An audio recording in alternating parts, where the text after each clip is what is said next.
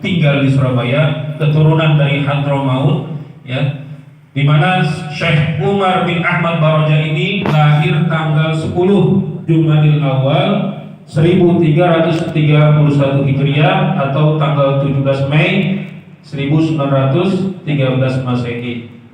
Kemudian beliau wafat pada hari Sabtu malam Ahad tanggal 16 Rabiul Tsani 1411 Hijriah atau tanggal 3 November 1990 Masehi.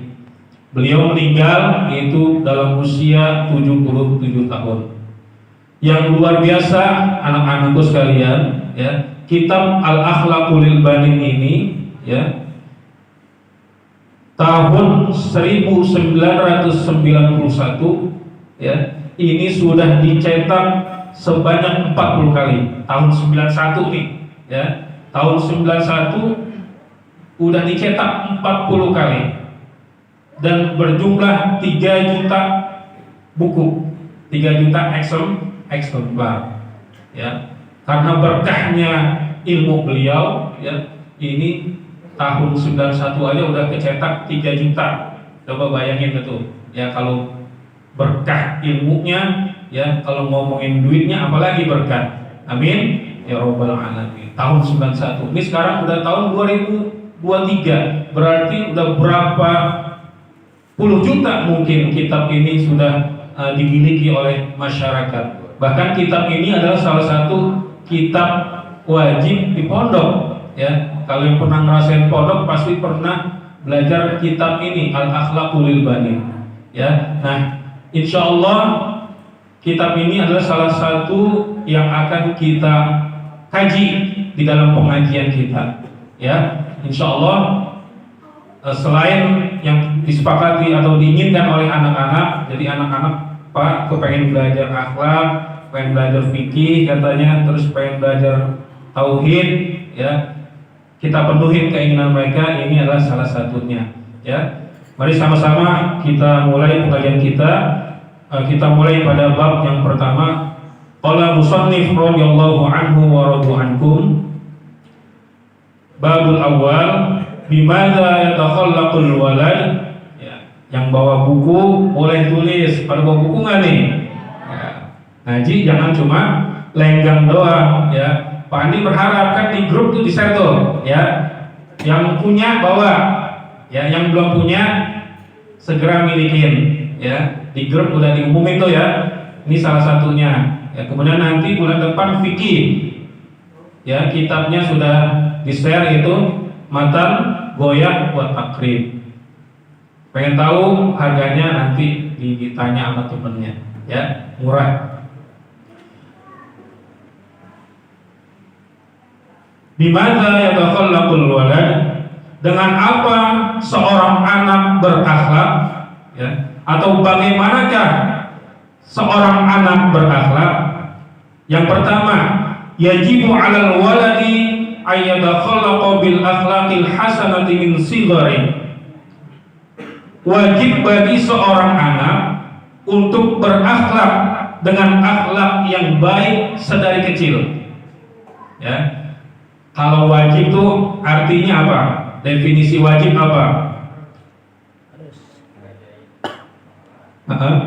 Nah, jadi harus dikerjain nih. Kalau nggak dikerjain, dosa. Jadi wajib nih bagi kita, ya, bagi seorang anak untuk memiliki akhlak, dan akhlaknya adalah akhlak yang baik sedari kecil.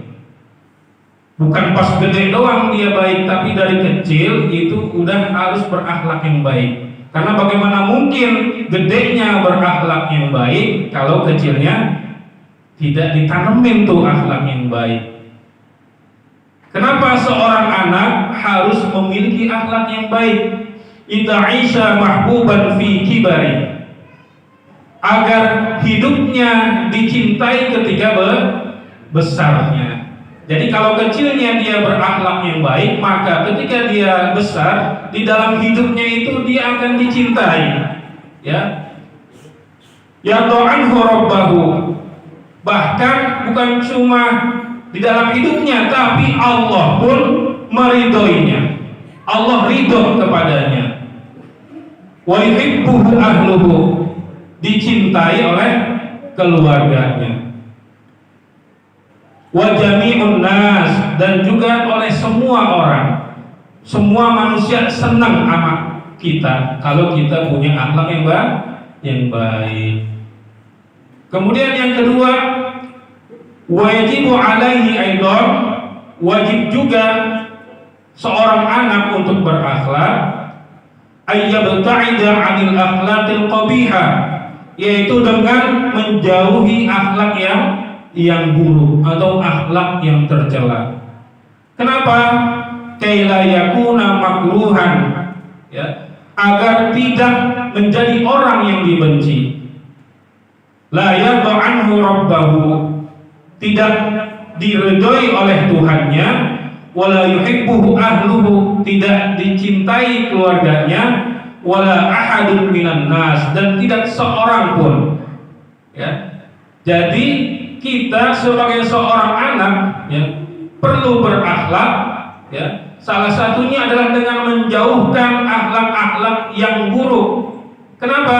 Kalau kita punya akhlak yang buruk, kita bakal jadi orang yang dibenci. Pengen gak jadi orang yang dibenci? Allah kagak ridho sama dia. Pengen gak? Allah kagak ridho.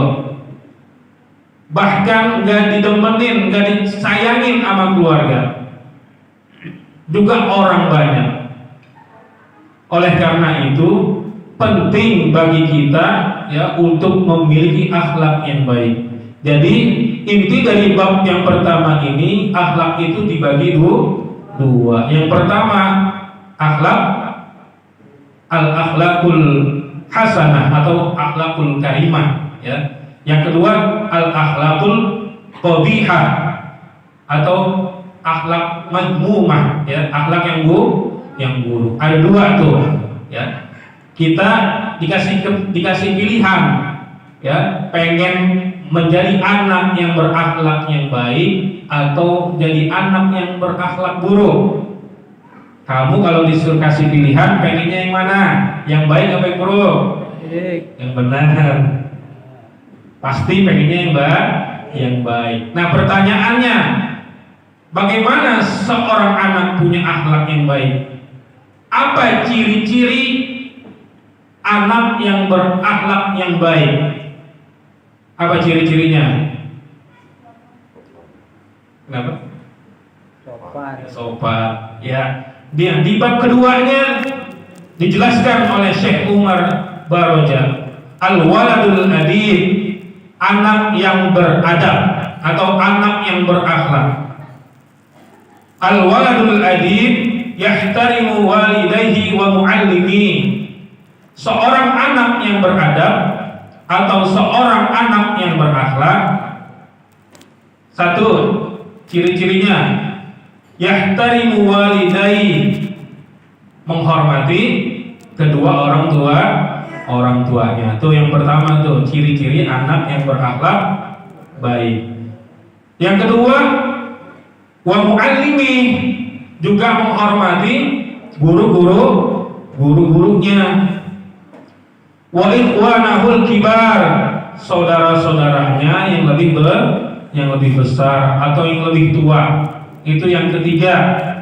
Kemudian wa kullaman huwa akbaru minhu, dan semua orang yang lebih tua atau yang lebih besar darinya. Wa yarhamu ikhwanahu shighar, dan sayang sama saudaranya yang lebih kecil. Wa kullaman huwa asgharu minhu, dan semua orang yang lebih kecil darinya. Ini adalah ciri-ciri seorang anak yang memiliki akhlak yang baik. Yang pertama apa tadi? Menghormati kedua orang tuanya, ya. Penting itu. Bahkan ridho Allah tergantung ridho orang tua. Kalau orang tua ridho, insya Allah Allah pun ridho. Bagaimana orang tua ridho? Otomatis kita sebagai seorang anak harus patuh, ya enggak? Harus taat sama orang tua. Jangan sama orang tua ngelawan. dibilangin susah, ya, dimintain tolongnya susah. Ya. Kira-kira kalau gitu anak yang berakhlak baik bukan tuh? Nah, kalau menurut Syekh Umar bin Ahmad Baroja, anak yang baik itu dia menghormati orang tuanya. Kalau dia nggak hormat sama orang tuanya berarti anaknya buruk. Kemudian dia juga hormat sama guru-gurunya, ya. Jangan ketemu guru takut, ya. Ketemu guru ngumpet atau sama guru melawan. Gimana ilmunya mau manfaat kalau sama guru melawan?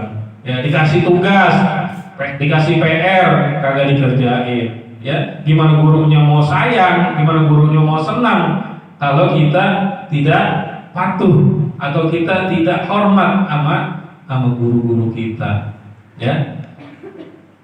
Kemudian anak yang berakhlak baik, dia itu juga menghormati saudara-saudaranya yang lebih besar. Jangan aman lebih gede, ya, lupa-lupa, ya. Kemudian keplak-keplakan, ya. Padahal lebih tua tuh, lubang gitu kan. Padahal umurnya lebih tua, ya kan. Lubang bercandanya keplak-keplakan gitu kan. Nah, jangan tuh kalau kita kepengen menjadi seorang anak yang punya akhlak yang baik. Wa kullaman huwa akbar minhu, dan semua orang yang lebih tua dari kita harus hormat, ya. Jangan kita sama yang lebih tua songong bahasanya, ya. Bahasanya songong. Lalu kemudian wa yarhamu ikhwanahu shighar, ama yang kecil itu sayang.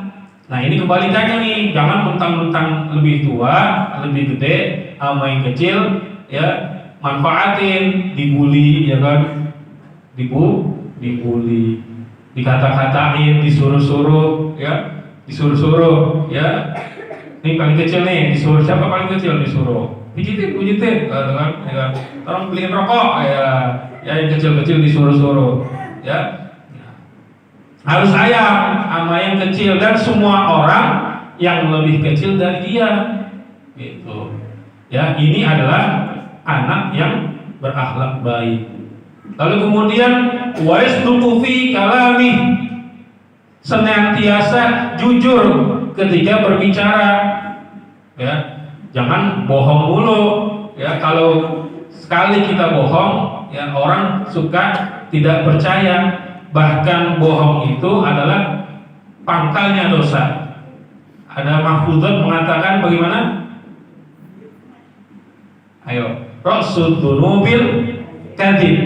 Pangkal dari dosa itu adalah bohong. Kenapa? Kok dosa bohong itu pangkal dari dosa? Karena kalau bohong itu dia berakar, merembet. Sekali berbuat bohong, maka akan ada kebohongan yang kedua untuk nutupin kebohongan yang pertama. Ada lagi bohong lagi yang ketiga untuk nutupin bohong yang sebelumnya. Nah, maka dari itu bohong itu adalah pangkalnya dosa. Nah, seorang anak yang berakhlak baik, dia itu senantiasa jujur ketika berbicara, ya. Wa yatawadhu ma'an nas, rendah hati sama orang, enggak sombong, ya. Ini mentang-mentang punya duit banyakan dikit sombong, gua dong jajan gua 20.000, mas 10.000, cemen gitu kan, ya. Padahal itu juga boleh dikasih, ya. Nah, jadi dia enggak sombong, punya kekayaan, ya, punya jabatan, misalkan ketua kelas, ya. Siapa nih yang ketua kelas atau ketua OSIS, ya, mentang-mentang punya jabatan, ya, sombong dia. Wah, nih ketua OSIS kan gua ketua kelas gitu kan, ya, beliin gua minum dong gitu kan, ya. Dia sombong dengan jabatan atau kekayaan yang dia punya. Kemudian waisbiru 'alal adza, apa tuh? Sabar atas segala gangguan, ya. Anak muda sekarang, ya, ini harus benar-benar ditanemin akidah yang kuat. ditanamin iman yang kuat. Kenapa? Anak muda sekarang tuh labil-labil, ya, dikasih masalah dikit, ya, dia stres, kemudian bunuh diri, ya, lompat dari apartemen, ya, kemudian coba diperhatiin sekarang anak-anak muda sekarang, ya, kalau kamu perhatiin nonton TV itu, ya, yang begal, yang mencuri itu sekarang banyak anak muda, ya, kenapa? Karena dia nggak punya iman yang kuat. Ketika dia dikasih permasalahan, dia stres, akhirnya ngambil jalan pintas, ya.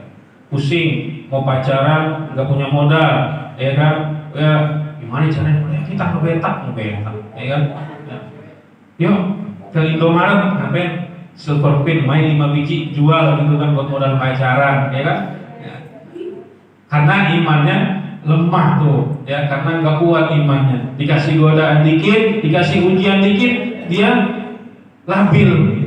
Karena kenapa? Jauh dari agama. Maka dari itu nih, ya, yang hadir di pengajian, ayo sama-sama kita kuatkan iman kita supaya ketika Allah kasih ujian, ketika Allah kasih cobaan, kita kembalikan lagi kepada Allah. Jangan ambil jalan pintas ketika dikasih masalah, ya, masalah untuk menyelesaikan masalahnya dengan hal yang tidak baik. Na'udzubillah. Lalu kemudian apalagi ciri seorang anak yang beradab, wala yuqati'ul aulad, tidak memutuskan hubungan dengan anak-anak yang lain, dengan teman-temannya, ya, enggak marah-marahan, enggak marah-marahan, wala yatakhasamu ma'ahum, dan tidak berkelahi dengan mereka, tidak berantem dengan mereka. Belum lama tuh gara-gara apa tuh berantem tawuran, ya. Anak-anak muda ngeri-ngeri banget bawa samurai. Di mana itu kemarin? Viral juga tuh. Ya. Jadi jangan berantem gara-gara sepele ribut. Wala yarfa'u sautahu idza takallama aw dhahika, dan tidak mengangkat suaranya apabila berbicara atau tertawa. Ya, jadi ngobrolnya dia tidak mengeraskan suara atau tidak mengangkat suaranya, apalagi ketika bicara dengan orang yang lebih tua, apalagi berbicara dengan guru, dia tidak mengangkat suaranya, sama orang tua juga, ya. Kemudian ketika tertawa dia tidak mengeraskan suaranya. Kalau ketawa sekencang-kencangnya, kebuka semua tuh mulutnya, ya. Nah, ini adalah ciri-ciri seorang anak yang memiliki akhlak yang baik. Mudah-mudahan dari semua yang ada di dalam ciri-ciri ini ada semua di diri kita. Amin ya robbal alamin. Yang belum ada kita perbaiki, kita sempurnakan. Karena tidak ada manusia yang sempurna. Jadi terus belajar. Mungkin untuk sementara pertemuan malam ini kita cukupkan, ya. Insya Allah di pertemuan yang akan datang kita akan masuk di bab ketiga, yaitu al-waladul waqih. Nah, ini adalah kebalikannya. Kalau yang bab kedua seorang anak yang beradab, yang bab ketiga seorang anak yang tidak beradab, seorang anak yang tidak memiliki akhlak. Apa tuh ciri-ciri seorang anak yang tidak beradab? Insya Allah di pertemuan yang akan datang akan kita bahas. Wallahu a'lam bishawab. Kurang lebihnya mohon maaf. Billahi taufiq wal hidayah. Wassalamualaikum warahmatullahi wabarakatuh.